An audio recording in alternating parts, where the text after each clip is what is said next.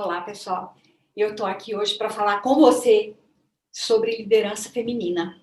Para quem não me conhece ainda, eu sou Lourdes Rosalém, atuo como mentora de executivo já há alguns anos, há muitos anos, e eu resolvi fazer essa série de vídeos aqui durante um mês, 2 vídeos por semana, para eu falar sobre liderança feminina.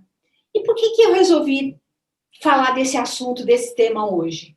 Porque a minha experiência toda, a minha trajetória profissional me permite hoje falar de tudo que eu vivenciei, de tudo que eu observei nos anos todos que eu ocupei, na verdade, postos executivos dentro de uma organização. Tá?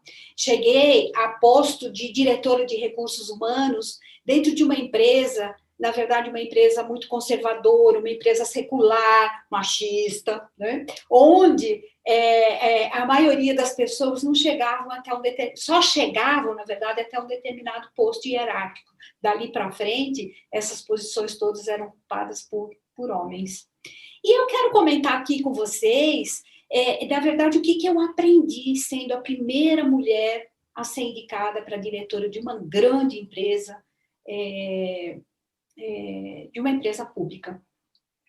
Eu aprendi, na verdade, que as mulheres, elas adotam comportamentos autossabotadores. Mesmo elas sendo capazes, sendo inteligentes. E elas agem de forma assim, muito prejudicial à carreira, e não somente à carreira, mas também até na própria saúde mental. E eu tive a oportunidade, nesses anos todos, de ficar observando e comparando a forma de agir de homens e comparando a forma de agir das mulheres. E eu entendi, nesse tempo todo que eu fui registrando essas observações, que as mulheres ainda têm uma forma muito estereotipada de agir. E o que significa essa forma estereotipada? Com muita submissão, as mulheres são suaves demais na maneira de falar, e algumas até com uma vozinha meio infantil, sem se darem conta disso. Elas trabalham muito mais do que os homens. Por quê? Porque, na verdade, o que elas querem? Elas querem mostrar uma capacidade para poder competir em nível de igualdade. Mas, na verdade, elas trabalham tanto que elas se esquecem de cultivar redes de relacionamentos, e que isso tudo é fundamental para o desenvolvimento, para o crescimento da carreira. E o que eu observava?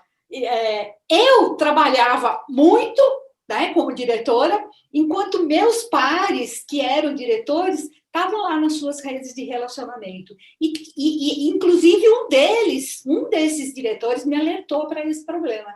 E eu e eu me reposicionei rapidamente com relação a isso. Tá?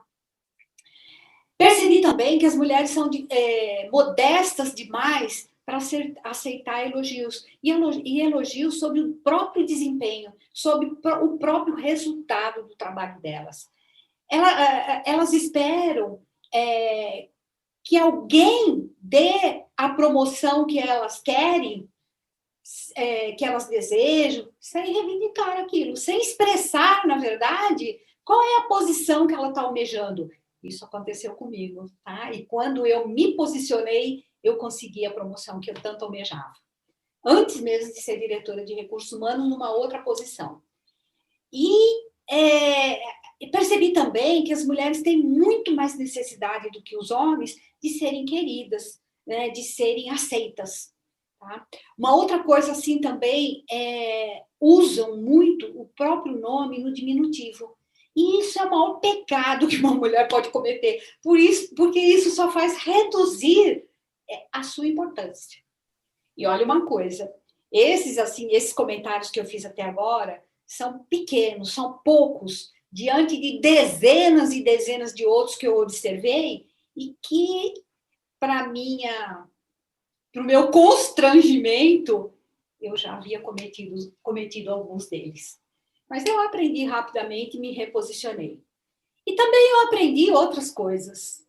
Eu aprendi que para compor a sua equipe, você tem que ter muita clareza das suas competências, das suas maiores forças pessoais, daquelas competências nas quais você não é boa, mas daquelas competências que você não na verdade, não é somente boa, mas que você é excelente. Então, tenha consciência das competências que você tem, que são excelentes e que vai te ajudar no desenvolvimento da sua carreira.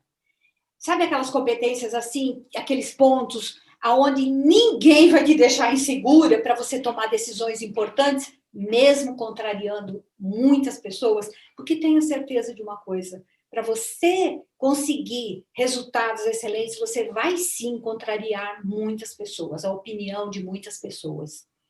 Mas você também precisa ter muita clareza daquilo que te falta e daquilo que você não vai ter tempo de aprender até você ficar boa ou excelente naquilo. Então, conheça bem com quem você está trabalhando, conheça a sua equipe, chame para perto de você aquelas pessoas que têm aquelas competências que você não tem e que eles têm bem desenvolvidas. Mas aí vai um cuidado, um alerta, tá? Chamou uma pessoa boa para trabalhar, por exemplo, perto de você, uma pessoa que tem grandes conhecimentos, grandes facilidades em números, em finanças, de modo geral, chamou para perto, fica caladinha, tá? Não é para você ficar falando, olha, te chamei porque essa não é minha praia, eu não sou muito boa em números. Não. Simplesmente traga essas pessoas e aproveite a competência delas. Mas para você poder aproveitar a competência dessa pessoa, você tem que aprender a fazer perguntas estratégicas. Por que isso? Para você saber aquilo que você precisa saber. Você tem que saber o que perguntar, sem ir lá no detalhe, sem querer aprender aquilo naquele momento, mas assim, fazer perguntas onde você vai receber respostas que vão ser essenciais para o conhecimento do assunto, para você poder tomar decisões. Né? Aprenda também rapidamente a conhecer a sua equipe, seus pares, seus superiores. Cada um deles deve ser tratado de uma forma diferente. Mas como é que você faz para conhecer isso tudo? Observando. Mas você só vai aprender a conhecê-los se você primeiro se conhecer, saber como é que você age. Né? Você também tenha certeza de uma coisa. Você também vai ser desafiada o tempo todo por profissionais do sexo masculino. E para isso, você vai ter que desenvolver a sua inteligência emocional.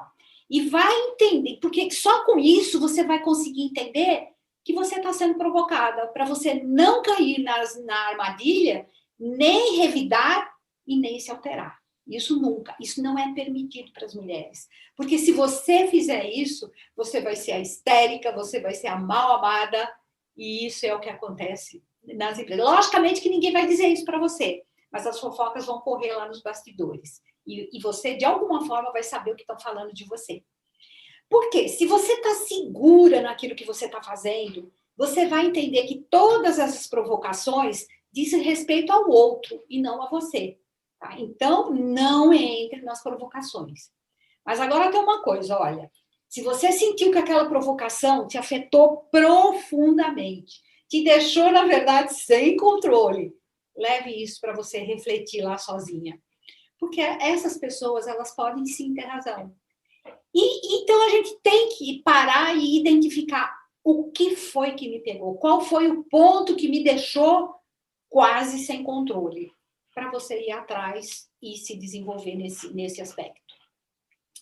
Mas não é só pelos homens que você vai ser desafiada, não. Você também vai ser desafiada pelas mulheres que te rodeiam aí em volta na empresa. E vai ser desafiada por vários motivos. Mas esse é um outro assunto, para uma outra oportunidade, para um outro vídeo que eu vou gravar isso para vocês. E vamos lembrar aqui, gente, para ser competente, para agir com determinação, não significa que nós tenhamos que abrir mão das nossas características femininas, que são tão importantes para manter um equilíbrio dentro das organizações. Mas por que a gente precisa ter atenção a isso tudo? Dessas características femininas, para a gente saber quando e como, em que medida nós podemos usá-las. Ser competente é a gente compreender as regras do jogo corporativo. Regras essas que as mulheres não dão valor, ou têm dificuldade de entender, ou até mesmo, na maioria das vezes, não para nem para pensar que existem regras nesse jogo corporativo todo. E para que a gente precisa saber disso? para a gente aprender a se posicionar, para a gente criar, na verdade, condições para o próprio desenvolvimento da nossa carreira e para a gente ter sucesso naquilo que a gente está fazendo, para a gente ter sucesso na promoção que nós alcançamos ou que nós vamos alcançar. Então, a liderança feminina não significa só, na verdade, que você já esteja ocupando uma posição de nível elevado dentro da organização. Serve para qualquer nível, tá? Para qualquer nível que nós estejamos, mas serve também para quando a gente almejar, estiver ocupando uma posição de nível mais elevado. E por que eu estou falando isso tudo, na verdade, né? Comentando isso tudo? Porque eu, durante muitos anos da minha vida, ou quase toda a minha trajetória profissional, eu ocupei postos de altos postos dentro da organização, postos mais elevados, né? Como eu já coloquei, inclusive como diretora de recursos humanos. E essa minha experiência toda me proporcionou agora, já há 14 anos atrás, me proporcionou poder atuar hoje como mentora de executivos. Logicamente que não foi só a minha experiência, foi todo o meu desenvolvimento que eu venho fazendo ao longo dos anos, porque, na verdade, desenvolvimento ele tem que ser permanente. E por que eu sou mentora? Porque isso é o que me dá prazer, porque eu posso dividir a minha experiência com vocês, porque eu posso tornar a vida pessoal e profissional dos executivos mais leve, com menos estresse e com muito mais alegria. Eu vou deixar aqui abaixo desse vídeo, os meus contatos, para que você possa manter contato comigo, caso seja do seu interesse. Mas eu queria te pedir também uma ajuda.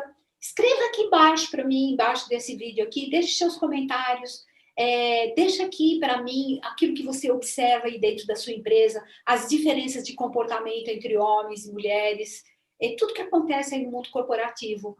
Eu vou gostar muito que a gente possa avançar nessa discussão, porque assim eu vou aumentar todo o meu repertório de observações que eu cataloguei durante esses anos todos. Ok? Te agradeço muito, te vejo no próximo vídeo, que vai ser bem breve, talvez ainda essa semana. Até lá.